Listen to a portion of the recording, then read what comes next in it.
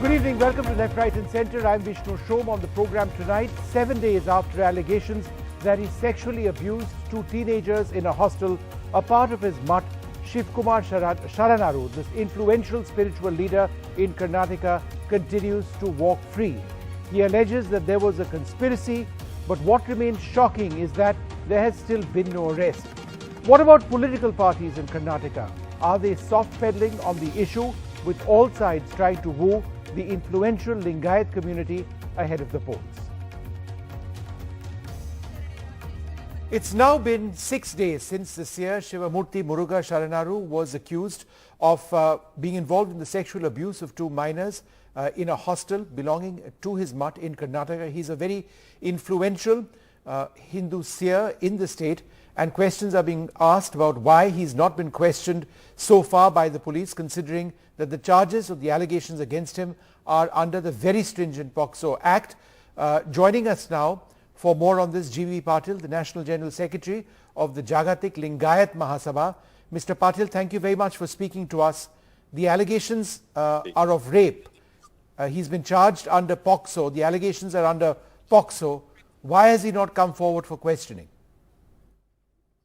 Yeah, POCSO Act is a very, very stringent act, and he must have understood the importance of that. You know, the earlier whoever has booked under that act has been sentenced jails, and we have seen this in the case of Papura Masara and the Dara Satchababa. Yes. Whereas the same thing, it should not have happened in Karnataka, but it is alleged that the Seer has raped the minor girl who was the student in the mutt. In fact, it should not. It's a very, very grave allegation. But I request Seer to face this and come out very cleanly, because this is a very, very serious issue. And in Lingayat Dharma, there will not be any acceptance for this kind of act. It's a heinous crime. That too, the very senior mutt of Karnataka has allegedly done this issue. So thank you so much for actually expressing that in absolutely unclear terms. You are the National General Secretary of the Jagatik Lingayat Mahasabha. You have, the Jagatik Lingayat Mahasabha is very influential as well in Karnataka, and here you are appealing to the Seer Shivamurthy Sharanaru to come out and to face these allegations or charges. That's one way of looking at it. So the other way of looking at it is that there's the law of the land.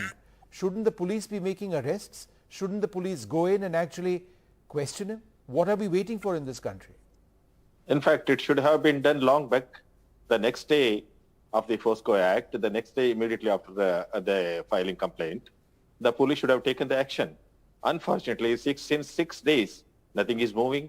And even court is also he has postponed it to the day after tomorrow or something like that for giving him bail. Everybody knows that in this case, there is no bail.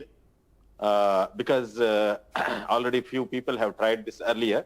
I don't know who has advised the Swamiji, and he is trying to get a bail, which again a time-killing process it seems. I'm afraid the Seer should, because it is not a question of the legality. Morality is also more important over here. Yes. The person who has been called as a father, Appa, you know that meaning of Appa in Kannada, it's a father. The girls used to go to his room and say Appaji. It means they are having a full faith in him and went to meet them.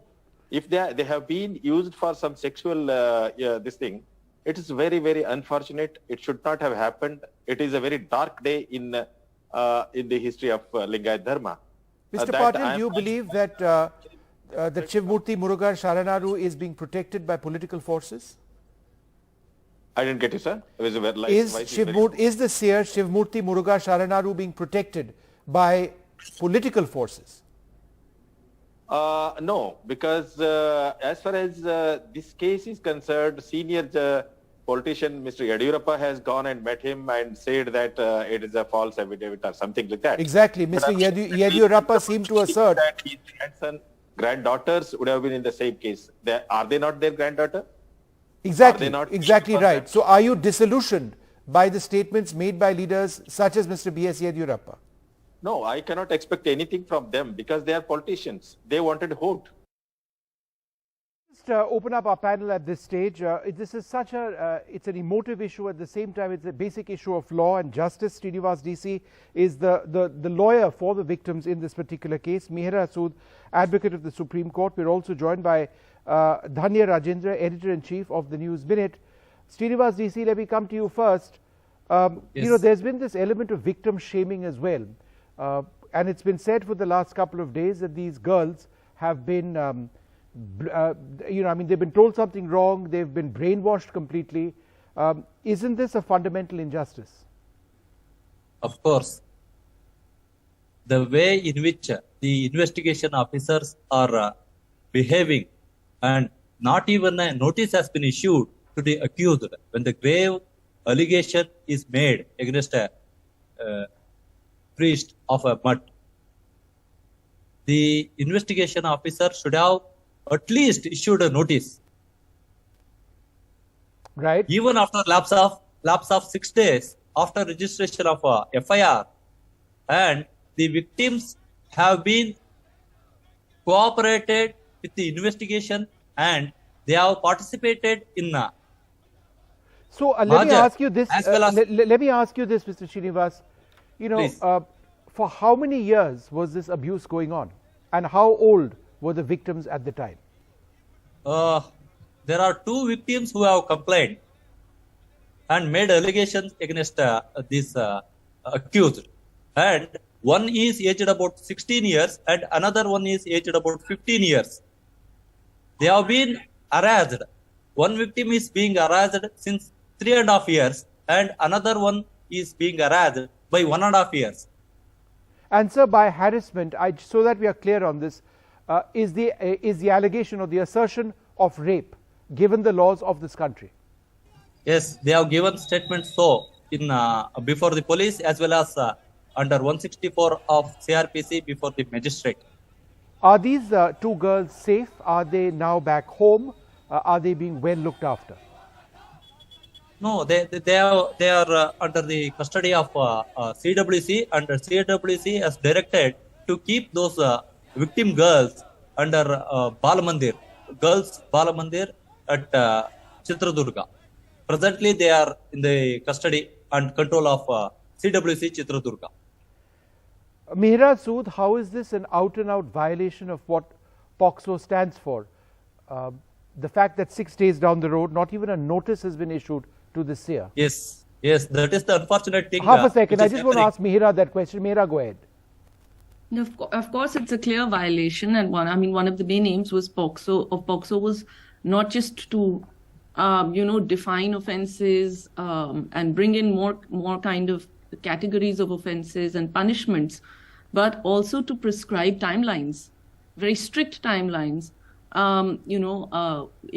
within which cases have to be conducted, right from registration of FIR to filing of charge sheet, recording of statement. All of that has to be done within a very strict timeline, and so it's a clear violation, and it's it does, obviously it seems to be politically motivated, and it's quite these are things that should stay out of politics, frankly speaking. This whatever else, the person who was speaking a bit earlier said, of course, I have no other expectation of politicians. This is what they do. Right. And, of course, the cynic in all of us will agree with that. But when it comes to sexual offenses, and more so when it comes to, the rights of children and the need to protect children and to enforce their rights against sexual assault and sexual offenses, okay. You really do feel that this needs to stay out of politics, and all political parties need to come together, sure. To take a clear stand against this, and to make it clear that they will not tolerate this kind of action, these kind of personalities in their midst. This is not the kind of support any political party should want. Dhanya, Rajendran, the fact that there is the reaction of political parties in Karnataka has been despicable, for want of another word. Some of the leaders have been out and out apologists for the Seer. Other political leaders are not saying, or are not vociferously coming out against the injustice being committed. How is this linked to forthcoming elections and the Lingayat vote? Well, it's all linked to the forthcoming elections. For those watching who perhaps don't understand Karnataka politics, Lingayats are precious vote bank for all political parties, the BJP and the Congress. Now, B.S. Yadurappa is a Lingayat leader himself. He was one of the first to, in fact, very categorically say that this is a false complaint. After that, we've had a string of leaders from the BJP saying that we had even the Home Minister say, when Home Minister was asked about the complaint, he said that it looks like an internal tiff. It was only Chief Minister Basavaraj Bommai who sort of later set the tone, saying that, look, justice will take its course. Then Leher Singh, the BJP MLA, said the same. But we saw one, I think the MP or local MLA visiting this year. The Congress has been silent. Absolute silence from the Congress. Nobody wants to condemn. Nobody wants to say anything. So clearly this is their politics. They do not want to upset the Lingayat community. But I want to ask these politicians, are they thinking that the 17% of Karnataka's population, which is the Lingayats, they are all backing this year? Are politicians under the impression that none of these Lingayats want justice for these girls? I'm sure there are a lot of people in the community who are thinking those girls should get justice. Imagine August 26th evening, the FIR is lodged. Till August 30th, the girls are not even produced before a magistrate to take a statement under section 164 of the CRPC. So till then, there was a lot of fear that there could be pressure on the girls to even change their statements. So the police is not acting. The state government clearly waited for the Seer to go and file a pre-arrest bail, which he did. Right. It got adjourned. Tomorrow, we don't know what is going to happen. There is a protest actually in Bengaluru by Dalit groups because one of the victims is from a Dalit community. Despite all this, imagine it is politics playing. You know, I just wanted to ask Srinivas DC this question. How is this not a fit case for a higher court in this country to intervene and say that there is a complete breach of justice over here, to take suo motu cognizance of the fact that there has been no notice served in 6 days and that this is an out-and-out violation of any number of laws? Do you believe this is a fit case for maybe even the Supreme Court to take notice of?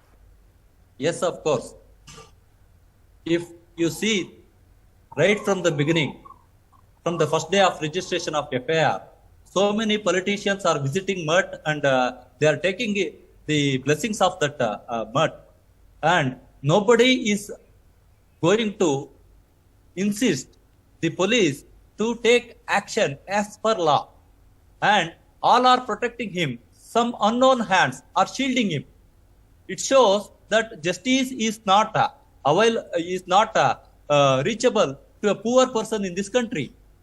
And under this circumstance, only through judicial activism, justice is to be rendered to the victim girls. Sure. Dhanya, the fact that a lot of the other students have been moved out of the hostel, there is apparently some questioning of the warden, which is now taking place. She's apparently number 2 accused, or he's number 2 accused in this particular case, that the warden, is there some sort of process towards justice which has started? Yes, of course. One second, I'm asking Dhanya. Go ahead, Dhanya. Well, I think it's a semblance of justice, right? I mean, this comes 2 days after the girls gave their statement. From what I know, it took hours for them to really describe their ordeal in front of a magistrate. So after that, since there is so much public pressure, and like I said, tomorrow there is a protest happening in Freedom Park in Bengaluru by Dalit groups, I think the government is in some sort of pressure to at least show that they are acting. And the whole bail procedure got adjourned. It's coming up only tomorrow. So the government had to do something, which is the reason why but look at the whole messaging, Vishnu. Like Kannada channels from, of course, they have taken the side of the victim mostly. Let's not fault them. But the visual is always of the Seer coming and talking to the media. He's saying that there is a conspiracy against me. His lawyers are always on television. They are saying things like, this is maligning the community. Their main problem is that why has the sexual assault not been detailed in the FIR? Why has the act of sexual assault not been detailed? So, you know, the kind of uncomfortable questions that they are asking. And this is what people are seeing day in and day out, right? Right. I'm only a journalist. The 2 lawyers here can definitely have better knowledge. But see, look at Franco case. Now look at what is happening in this case. The Raghaveshwara Bharati case in Karnataka itself, where another Seer was accused of rape. forget the fact that he was acquitted. Almost 10 Karnataka High Court judges recused from hearing that case. So in every case like this, we are getting a bad messaging from the government, the police, and I would say even the judiciary. Sure. Alok, what's, shouldn't the BJP be saying a lot more against this, Seer? See,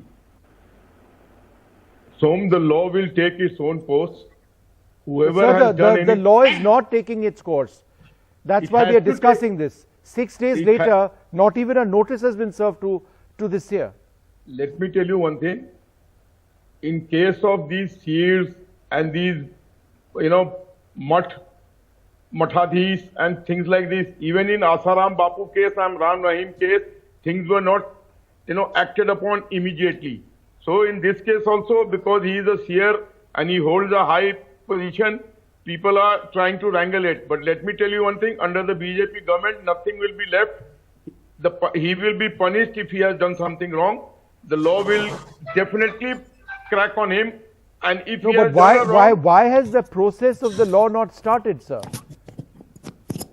I mean, I since believe- when do we decide the speed at which law is to be carried, the justice system works? I believe an FIR has already been Sir, instituted. beyond the FIR, there is not even a notice which has been served. The victim's lawyer is with us over here. He has not been questioned. He alleges a conspiracy. He says he has nothing to hide, and yet he is not presenting himself. And the police are not doing anything either. So where is, when you say that, the state government, what is the state government doing? Nothing. The state government will have to act upon. Have to, sir. 1 week later, we are still talking about have to. Has this happened 1 week ago? Yes, I'm sir. not It's aware. been. Today is the 6th day. It's almost 7 days now, sir.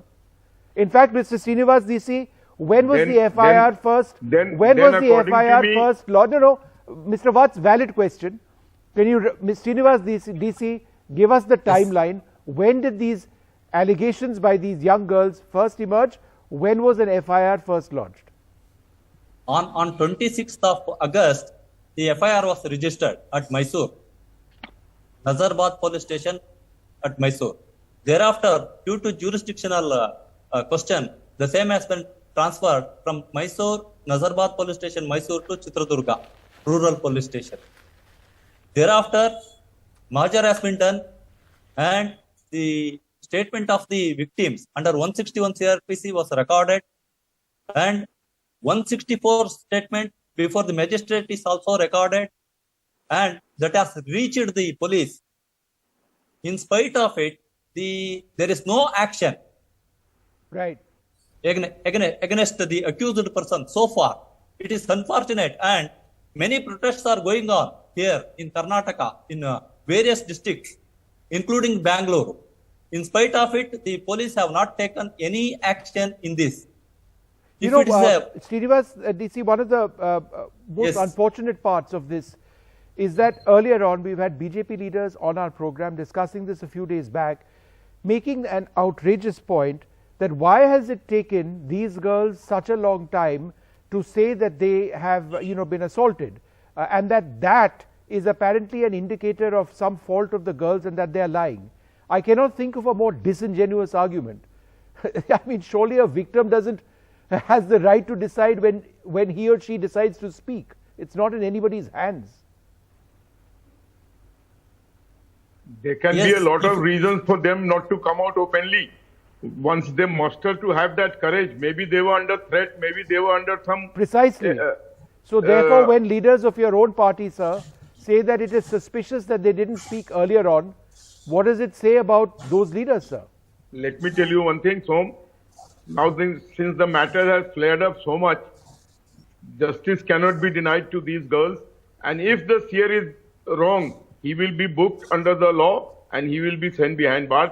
But if The he matter is has been guilty, not cleared up, sir, unfortunately. You mentioned, Mr. Watts, the matter is cleared up. It's not cleared up. That's why we are talking about this. you see, an FIR is already instituted. They have taken a statement of the girls. So all this is on record, which cannot be wiped out. So things will have to take All it.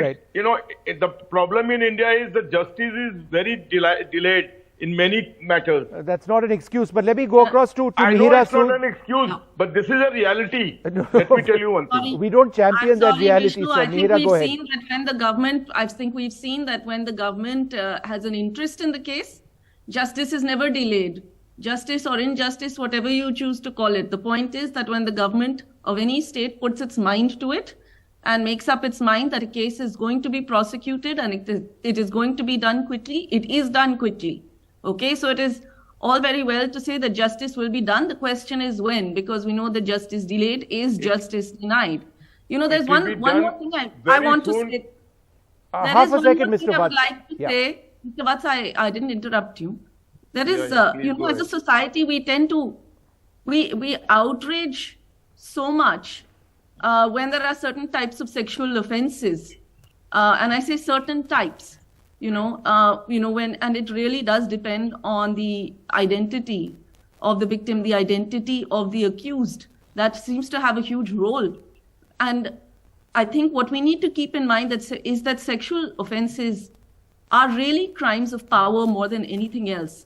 And if we are serious in our outrage against sexual offenses, we need to start questioning those in power more often. It cannot always be outraging over cases where sexual offenses have been committed by, people from oppressed, marginalized, downtrodden communities, street crime, which we know is a relatively low percentage of sexual offenses, stranger crime. When we know that the bulk of offenses are committed by people we know, people who are known to the victims, people in a position of power over the victims, Sure. unless we are willing to question power and to interrogate those in power, whether that is political power, whether that is religious power, people who are in positions of power, we can never be serious Sure. in our outrage that, periodically crops up when it comes to sexual offenses.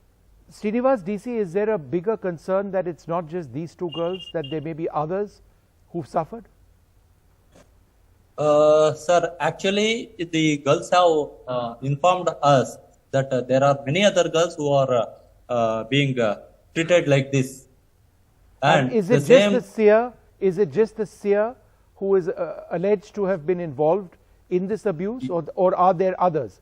I believe the warden has also been named as somebody allegedly involved. The victims have informed me that other girls also treated like this, and they might have informed this to the police as well as in 164 statement before the magistrate. Yeah. Dhanya, I think the most welcome part of all of this is the fact that these girls have been rescued, that there's been an NGO which has taken them under their wing, and they've had the courage of actually stating whatever they wanted to state, not once but twice. It just speaks volumes about the courage of these girls after what they've gone through. Yes, of course. The victims Just half a sec, I'm just putting that to Dhanya. Go ahead, Dhanya. It does. I mean, it takes a lot for any woman, especially in this case, two teenagers, to come out of an ashram like this and make these allegations. I know that they have been out for a few days. They tried to go to a police station in Bengaluru, then they went to Mysore. So it definitely took a lot of courage for these people to file the complaint, because they very well must have been aware of the repercussions of the kind of slut shaming, victim shaming, all that which will follow. But it's just I think the beginning of the arduous journey for them, considering now the investigation has to go on. And like we have seen in many other cases where there is a fiduciary relationship between the accused and the one who is alleging the crime, many times even courts are not able to understand what is the kind of relationship. So, I mean, at least in POCSO cases, we have not had those instances, but I'm just saying that it is going to be a very tough journey. And I hope that politicians in Karnataka realize that they are just sending a wrong message to everyone watching them. They're just telling people that don't come out and complain, because then we will question your complaint. I mean, as I'm speaking, Yadurappa's quote is on your screen saying conspiracy against the Seer. One of the most shocking quotes. Yeah, that's definitely not what any woman, teenager, a minor, or an adult should be told. That's not the kind of message you should go from anyone. Right. Look, I'd like to thank you all very much for being with us. When will there be some sort of action? When will the Seer be questioned? Who knows how long we'll be debating this. Out of time from all of us here. Good night.